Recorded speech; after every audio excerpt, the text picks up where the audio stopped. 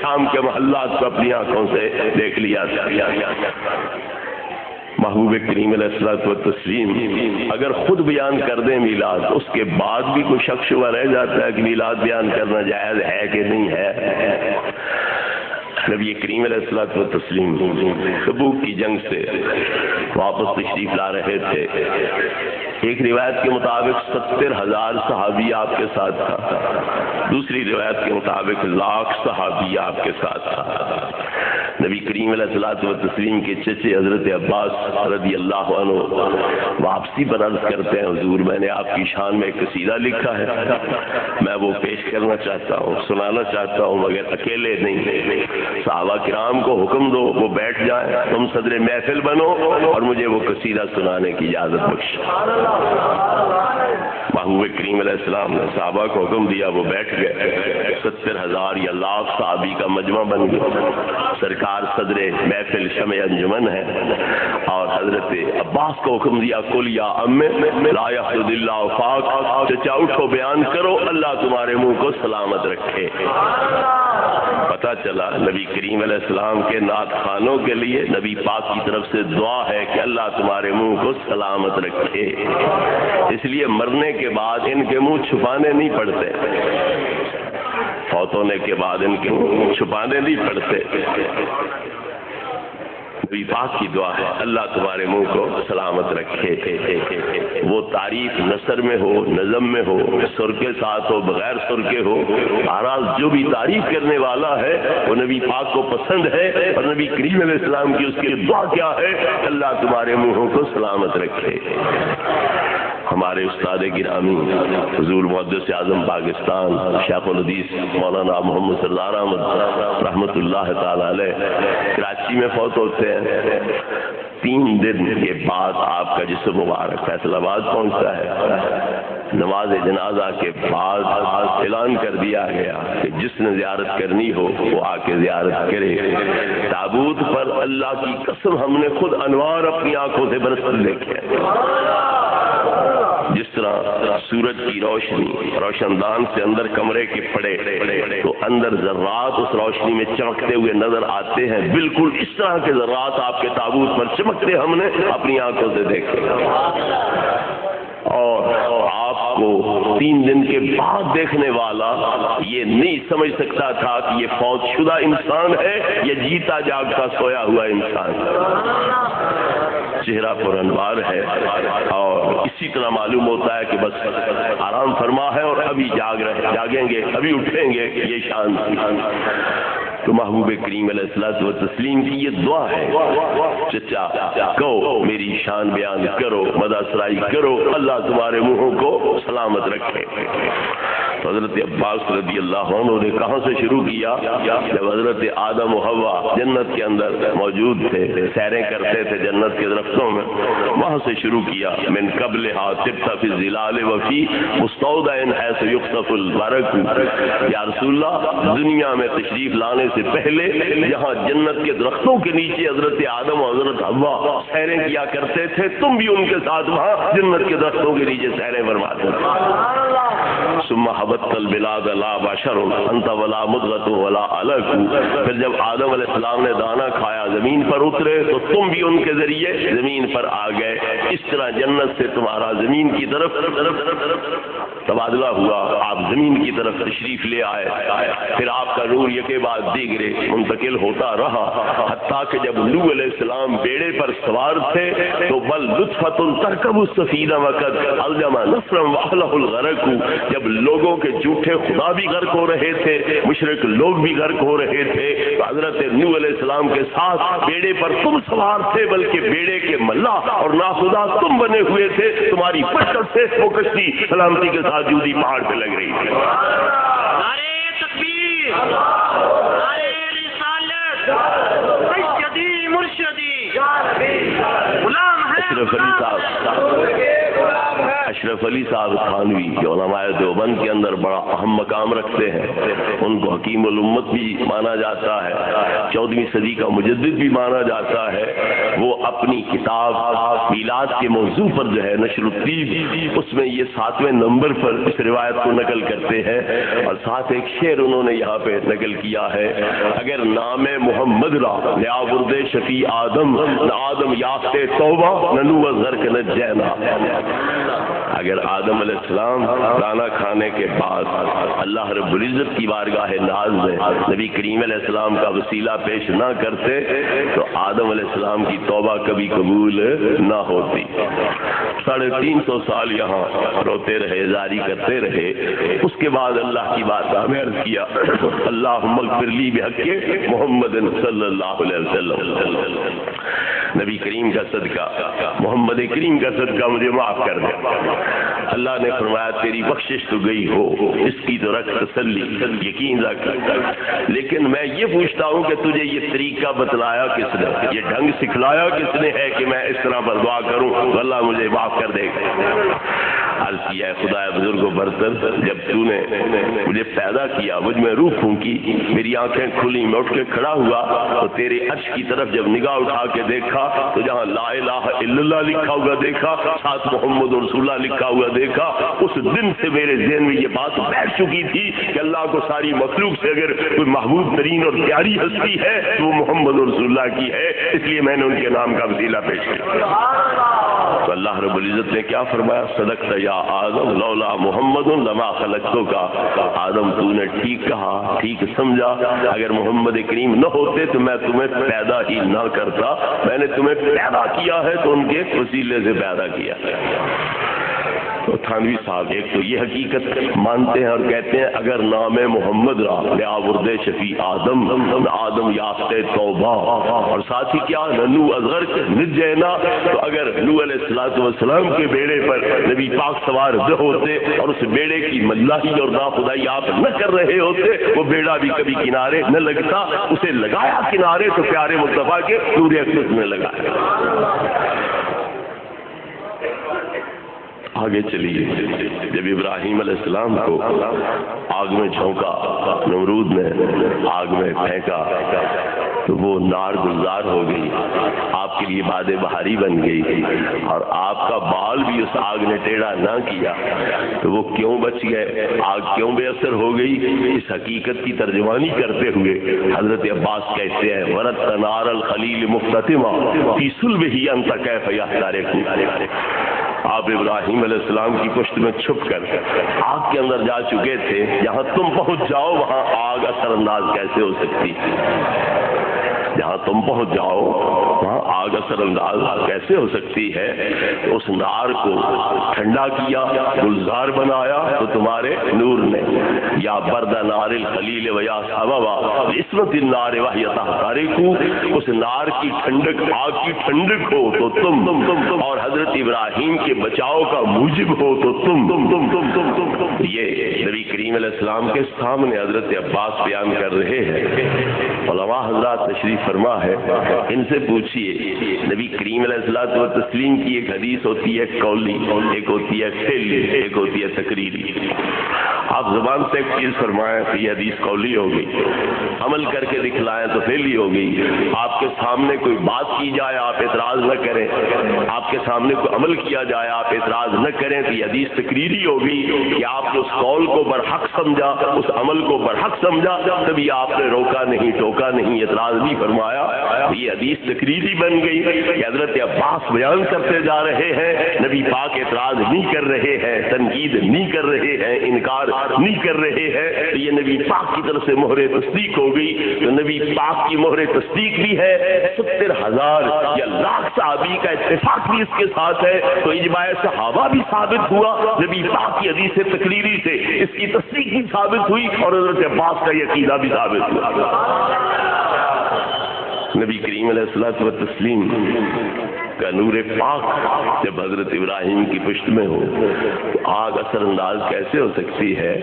نبی کریم علیہ السلام کا ہاتھ مبارک اگر ہٹے کو لگ جائے اور روٹی بنا کے اسے تنور میں لگا بھی دیں تو آگ آگ اسے جلائے کیا اس کی رطوبت کو بھی خشک نہیں کر سکتی۔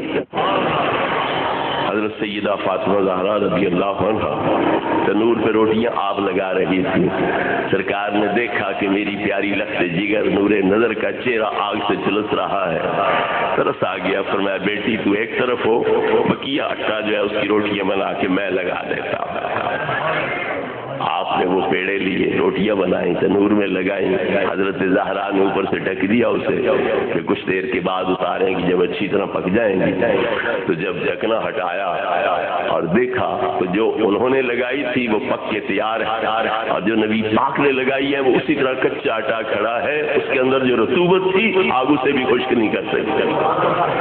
عرض کی ابا حضور یہ تو اسی طرح کچا آٹا کھڑا ہے۔ بیٹی پھر میرے ہاتھ لگ گئے اس لیے آگ اثر انداز نہیں ہو سکی۔ تو اگر اٹے کو ہاتھ لگ جائے تو اٹے پہ آگ اثر انداز نہ ہو تو جس ہستی کے اندر نبی پاک کا نور موجود ہو، آپ کی حقیقت نوریہ جن کے اندر موجود ہو، پھر وہاں آگ اثر انداز کیسے ہو سکتے ہیں؟ حضرت سیدنا جابر رضی اللہ عنہ کے گھر آپ تشریف لے گئے، کھانا ترقی فرمایا، بعد میں ہاتھ کندورے کے ساتھ صاف کر دیے، تو جب وہ کندورہ میلا ہو جاتا، تری وغیرہ لگ جاتی، تو حضرت جابر اسے کھار وغیرہ سے دھویا نہیں کرتے تھے، اسے بھڑکتی آگ کے تنور میں لٹکا دیتے تھے، آگ وہ تری ختم کر دیتی، میل جلا دیتی، مگر اس کندورے کی ایک تار بھی نہیں جلتی تھی۔ تو جہاں خالی ہاتھ لگ گیا کندورے کے ساتھ، وہاں صورتحال یہ ہے کہ آگ اثر انداز نہیں ہوتی ہے، تو پھر جس ہستی کے اندر نبی پاک کی پوری حقیقت جلوہ گر ہو اسے آگ کیسے جلا سکتی تھی، اور وہ کس طرح پر جل سکتے تھے آگ؟ تو بہرحال حضرت عباس رضی اللہ عنہ نے اپنا یہ عقیدہ بیان کیا۔ حضرت عباس بڑے مجمع میں یہ حقیقت بیان کر رہے ہیں، صحابی بھی متفق ہیں اس سے، نبی پاک کی طرف سے بھی مہر تصدیق ہے کہ واقعی میرے امی جان کے بطن اقدس سے پیدا ہوتے دنیا پہ ہوتے وقت ایسا نور برآمد ہوا تھا کہ صرف زمین ہی روشن نہیں ہوئی تھی بلکہ آسمان کے کنارے بھی جگمگا اٹھے تھے۔ تو اگر آپ ہمارے جیسے بشر تھے تو نور کیوں ظاہر ہو رہا ہے، اور اتنا عظیم نور کیوں ظاہر ہو رہا ہے؟ تو پتہ چلا آپ نور بھی ہیں اور بشر بھی ہیں۔ لباس بشری اللہ نے کیوں عطا کیا؟ کہ لوگ دیکھ سکیں، فیض پا سکیں، ہدایت حاصل کر سکیں، اس لیے لباس بشری بھی عطا کیا تاکہ لوگ دیدار کر سکیں، حاضر بارگاہ ہو سکیں، کلام سن سکیں، استفادہ کر سکیں، اس لیے لباس بشری بھی عطا کیا، اور حقیقت نوری بھی بنائی تاکہ جہاں دوسرے نوری اللہ کی ذات سے رابطہ نہیں رکھ سکتے، آپ کو اتنا کامل ترین نور بنا دیا کہ آپ براہ راست اللہ کی ذات سے رابطہ بھی رکھ سکتے۔ جبریل نور ہے، کوئی شک نہیں اس میں، کسی کو اختلاف نہیں، کسی کو جھگڑا نہیں کہ جبریل نور ہے، مگر جبریل سدرہ پہ رک جاتے ہیں معراج کی شب، حضور آگے میرے بس کی بات نہیں ہے، تم جانو تمہارا رب جانے، میں تو یہیں تک حاضر خدمت رہ سکتا تھا، نوکری یہیں تک دے سکتا تھا، اب آپ جانے، آپ کا رب جانے، مجھے خطرہ ہے کہ میں ایک بال جتنا بھی آگے جاؤں تو رب کی تجلیاں مجھے جلا کے رکھ دیں گے۔ تو جہاں نور کو خطرہ ہے تو نبی پاک کو تو اور زیادہ ڈرنا چاہیے تھا، اور پیچھے ہٹ کے کھڑا ہونا چاہیے تھا، مگر آپ ڈرے، جھجکے، رکے۔ جبریل نے کیوں نہ مشورہ دیا، حضور میری جان کے لالے مجھے پڑے ہوئے ہیں، آپ تو بشر ہیں، آپ آگے نہ جائیے، آپ یہیں کھڑے ہو جائیے، دیا مشورہ۔ پتہ چلا جبریل بھی مانتے ہیں کہ میری انتہا ہے، مگر ان کی تو ابتدا یہاں سے ہوگی، ان کی اصلی طاقت کا، نورانیت کا تو ظہور یہاں سے ہوگا، اس لیے حضرت جبریل نے آپ سے نہیں عرض کیا کہ آپ بھی رک جائیے بلکہ پیچھے دور جا کے کھڑے ہو جائیے۔ تو نبی کریم علیہ السلام سمجھتے کہ نور کو خطرہ لاحق ہے تو میں کیوں آگے جاؤں، آپ رکتے، اگر نہیں رکے تو پتہ چلا نبی پاک بھی یہ مانتے ہیں اور جبریل بھی یہ مانتے ہیں کہ جبریل کی انتہا ہے یہاں پر، میری ابتدا یہاں سے ہو رہی ہے۔ جبریل کو خطرہ ہے کہ میں اگر ایک بال جتنا بھی آگے جاؤں تو اللہ کی تجلیات مجھے جلا کے رکھ دیں گی، نبی پاک کے کپڑوں کو بھی کوئی خطرہ لاحق ہوا؟ حقیقت تو حقیقت ہے، آپ کے صوتی کپڑے جو تھے، دستار مبارک، کرتا مبارک، چادر مبارک، انہیں بھی یہ کوئی خطرہ درپیش آیا؟ ہماری ماں بہن تنور پہ روٹیاں لگائے تو جب ہاتھ تنور میں لے جاتی ہے تو اوپر کپڑا لپیٹتی ہے اور اسے پانی میں بھگو لیتی ہے کہ آگ نہ لگ جائے، ہاتھ کو تکلیف نہ پہنچے، تندورہ خشک ہوگا تو آگ لگ جائے گی، ہاتھ جلے گا، تو وہ بھگو لیتی ہے۔ تو نبی کریم علیہ السلام نے بھی کوئی ایسی تدبیر اختیار کی کہ میں کپڑے تر کر لوں، بھگو لوں تاکہ کوئی جل نہ جائے، کوئی تار ان کی جل نہ جائے، آگ نہ لگ جائے، کوئی ایسی تدبیر فرمائی؟ تو پتہ چلا کہ صوتی کپڑوں کا تعلق نبی پاک کے لباس بشری سے ہے، اور لباس بشری کا تعلق آپ کی حقیقت نوریہ سے ہے۔ تو جب اس صوتی کپڑے کے لباس بشری سے تعلق کے بعد اس کی شان یہ ہے کہ جہاں جبریل کی ذات کو جلنے کا خطرہ ہے، وہاں نبی پاک کے صوتی کپڑے اور لباس کو بھی خطرہ نہیں ہے، تو پھر لباس بشری کی شان کیا ہوگی اور حقیقت نوریہ کی شان کیا ہوگی؟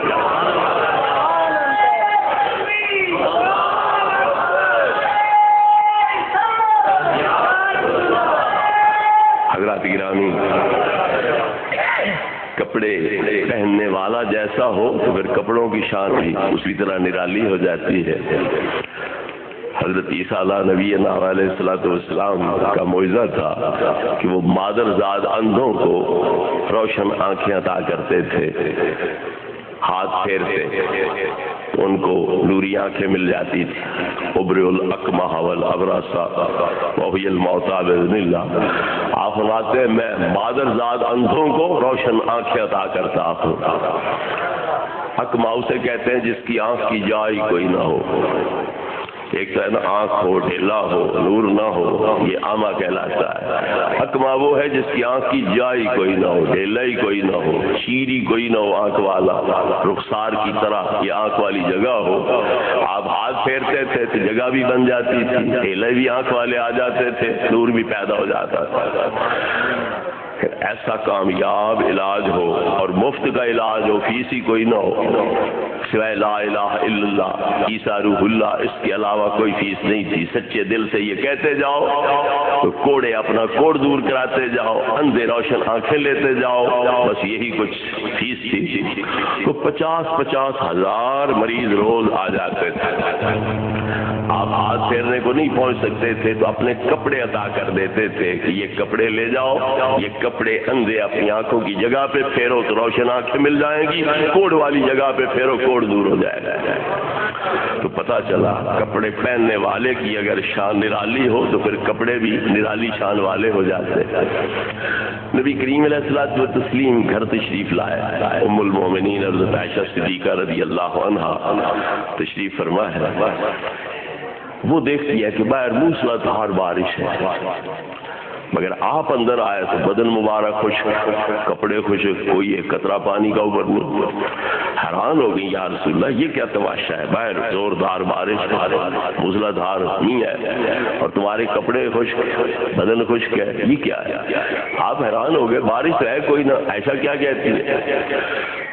سوچا کہ میرا کوئی کپڑا نہ اس نے اوپر اوڑا ہوا ہو، تو میرا کپڑا تو نہیں سر پہ لیا ہوا، حضور آپ کی چادر ہے جو میں نے اوڑی ہوئی ہے، اسے ہٹاؤ نہ ذرا۔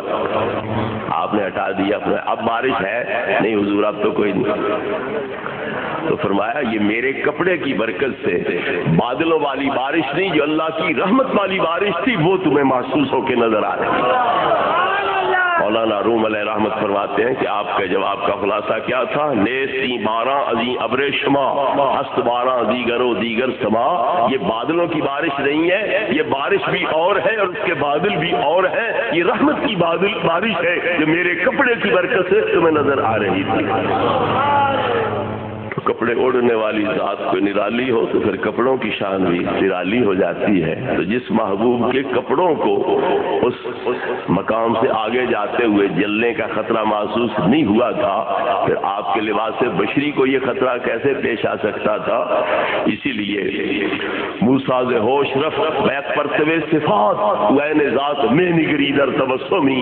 جس ذات پاک کی صفاتی تجلی وہ بھی سوئی کے سراخ جتنی طور پہ موسیٰ کلیم جیسی ہستی نے دیکھی تو غش کھا کے گر گئے۔ نبی کریم علیہ السلام اس ذات کے خاص جلوے جو ہے وہ اپنے سر کی آنکھوں سے دیکھ رہے ہیں اور مسکراتے ہوئے دیکھ رہے ہیں۔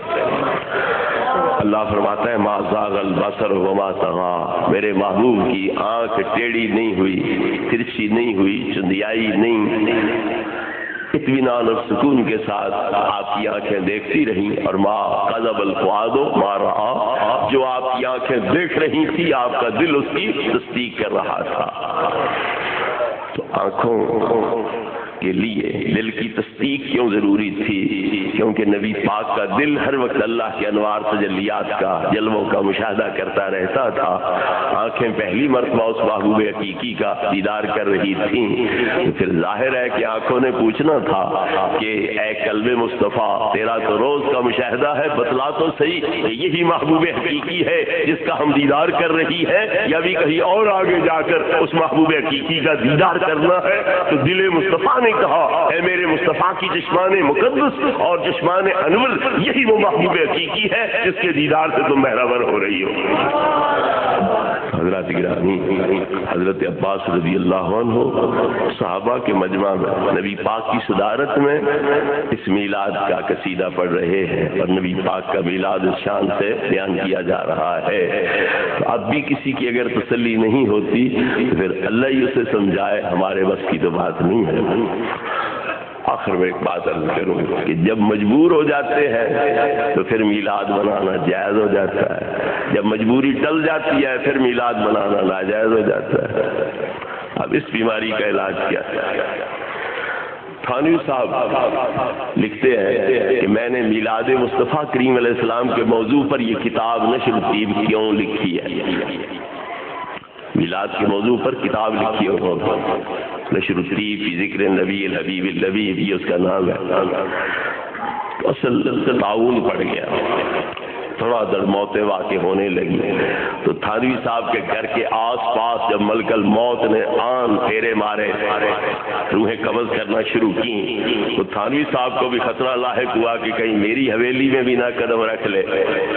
جب جان کی فکر لاحق ہوئی تو سوچا مشکل وقتوں میں لوگ نبی پاک پہ درود بھیجا کرتے تھے، درود لکھا کرتے تھے، میلاد منایا کرتے تھے، تو میں بھی کیوں نہ نبی پاک کے میلاد پر کتاب لکھ دوں تاکہ یہ مصیبت ٹل جائے، یہ جو مصیبت درپیش ہے یہ دور ہو جائے، یہ مشکل حل ہو جائے، اور میری یہ حاجت زندگی کی بقا والی پوری ہو جائے۔ تو کہتے ہیں کہ حسن اتفاق یہ کہ مہینہ ربیع الاول کا تھا، میں نے میلاد کے موضوع پر کتاب لکھنی شروع کی، اور کہاں سے شروع کی؟ پہلی فصل نور محمدی کے بیان میں، پھر نور بھی مان لیا، اور ابتدا بھی اسی نورانیت سے کی، اور 7 حدیثیں اس موضوع پر نقل کی۔ آخری 7ویں روایت میں آپ کے سامنے حضرت عباس والی بیان کر چکا ہوں، 6 اس کے علاوہ اور لکھی۔ تو کہتے ہیں اتفاق یہ تھا کہ مہینہ ربیع الاول کا تھا، میں نے میلاد کے موضوع پر کتاب لکھنی شروع کی، تو جب سے شروع کی ہے اور اب میں ختم کر رہا ہوں، تب سے لے کر اب تک میرے علاقے پورے میں داؤں سے کوئی موت واقع نہیں ہوئی، اور میں سمجھتا ہوں پہلے میرا حسن ظن تھا، اب میں یقین سے کہتا ہوں کہ یہ برکت ساری نبی پاک کے میلاد کے موضوع پر کتاب لکھنے کی۔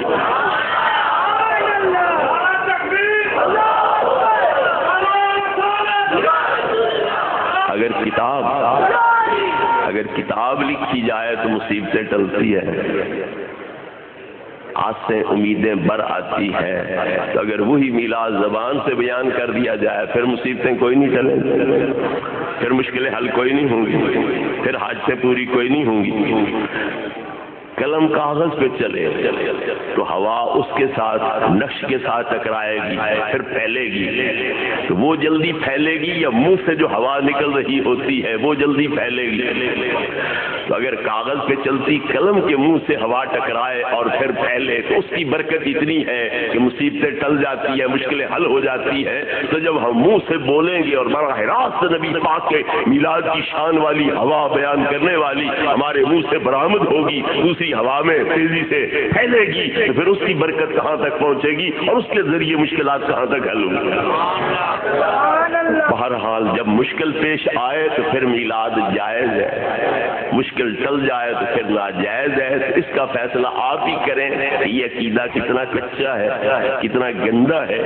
جو مشکل کے وقت پر حق ہے اور جائز ہے وہ آگے پیچھے بھی جائز ہے۔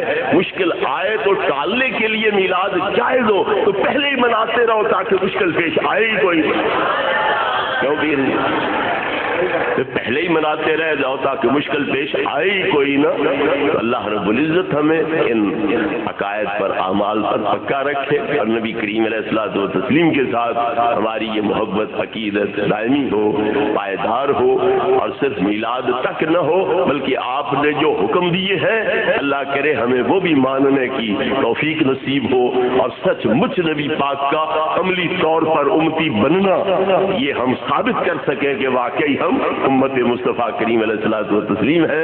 وآخر دعوانا الحمدللہ۔ گستاخی شریف کی محبوب کی آنکھ ٹیڑھی نہیں ہوئی، ترچھی نہیں ہوئی، چندیائی نہیں، اطمینان اور سکون کے ساتھ آپ کی آنکھیں دیکھتی رہیں، اور ما قذب الفؤاد ما رأى، جو آپ کی آنکھیں دیکھ رہی تھی آپ کا دل اس کی تصدیق کر رہا تھا۔ تو آنکھوں کے لیے دل کی تصدیق کیوں ضروری تھی؟ کیونکہ نبی پاک کا دل ہر وقت اللہ کے انوار تجلیات کا، جلووں کا مشاہدہ کرتا رہتا تھا۔ آنکھیں پہلی مرتبہ اس محبوب حقیقی کا دیدار کر رہی تھیں، پھر ظاہر ہے کہ آنکھوں نے پوچھنا تھا کہ اے قلب مصطفیٰ، تیرا تو روز کا مشاہدہ ہے، بتلا تو صحیح کہ یہی محبوب حقیقی ہے جس کا ہم دیدار کر رہی ہے، یا بھی کہیں اور آگے جا کر اس محبوب حقیقی کا دیدار کرنا ہے؟ تو دل مصطفیٰ نے کہا اے میرے مصطفیٰ کی جسمان مقدس اور جسمان انور، یہی وہ محبوب حقیقی ہے جس کے دیدار سے تم بہرور ہو رہی ہو۔ حضرات گرامی، حضرت عباس رضی اللہ عنہ صحابہ کے مجمع میں نبی پاک کی صدارت میں اس میلاد کا قصیدہ پڑھ رہے ہیں، اور نبی پاک کا میلاد اس شان سے بیان کیا جا رہا ہے۔ تو اب بھی کسی کی اگر تسلی نہیں ہوتی تو پھر اللہ ہی اسے سمجھائے، ہمارے بس کی تو بات نہیں ہے۔ آخر میں ایک بات عرض کروں کہ جب مجبور ہو جاتے ہیں تو پھر میلاد منانا جائز ہو جاتا ہے، جب مجبوری ٹل جاتی ہے پھر میلاد منانا ناجائز ہو جاتا ہے۔ اب اس بیماری کا علاج کیا ہے؟ تھانوی صاحب لکھتے ہیں کہ میں نے میلاد مصطفیٰ کریم علیہ السلام کے موضوع پر یہ کتاب نشر طیب کیوں لکھی ہے؟ میلاد کے موضوع پر کتاب لکھی ہے، نشر الطیب فی ذکر النبی الحبیب اللبیب، یہ اس کا نام ہے۔ اصل تعاون پڑ گیا، تھوڑا در موت واقع ہونے لگی، تو تھانوی صاحب کے گھر کے آس پاس جب ملک الموت نے آن پھیرے مارے، روحیں قبض کرنا شروع کی، تو تھانوی صاحب کو بھی خطرہ لاحق ہوا کہ کہیں میری حویلی میں بھی نہ قدم رکھ لے۔ جب جان کی فکر لاحق ہوئی تو سوچا مشکل وقتوں میں لوگ نبی پاک پہ درود بھیجا کرتے تھے، درود لکھا کرتے تھے، میلاد منایا کرتے تھے، تو میں بھی انہوں نبی پاک کے میلاد پر کتاب لکھ دوں تاکہ یہ مصیبت ٹل جائے، یہ جو مصیبت درپیش ہے یہ دور ہو جائے، یہ مشکل حل ہو جائے، اور میری یہ حاجت زندگی کی بقا والی پوری ہو جائے۔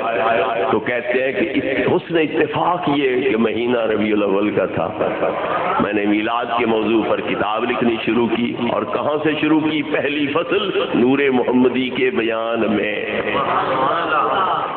پھر نور بھی مان لیا، اور ابتدا بھی اسی نورانیت سے کی، اور 7 حدیثیں اس موضوع پر نقل کی۔ آخری 7ویں روایت میں آپ کے سامنے حضرت عباس والی بیان کر چکا ہوں، 6 اس کے علاوہ اور لکھی۔ تو کہتے ہیں اتفاق یہ تھا کہ مہینہ ربیع الاول کا تھا، میں نے میلاد کے موضوع پر کتاب لکھنی شروع کی، تو جب سے شروع کی ہے اور اب میں ختم کر رہا ہوں، تب سے لے کر اب تک میرے علاقے پورے میں طاعون سے کوئی موت واقع نہیں ہوئی، اور میں سمجھتا ہوں پہلے میرا حسن ظن تھا، اب میں یقین سے کہتا ہوں کہ یہ برکت ساری نبی پاک کے میلاد کے موضوع پر کتاب لکھنے کی۔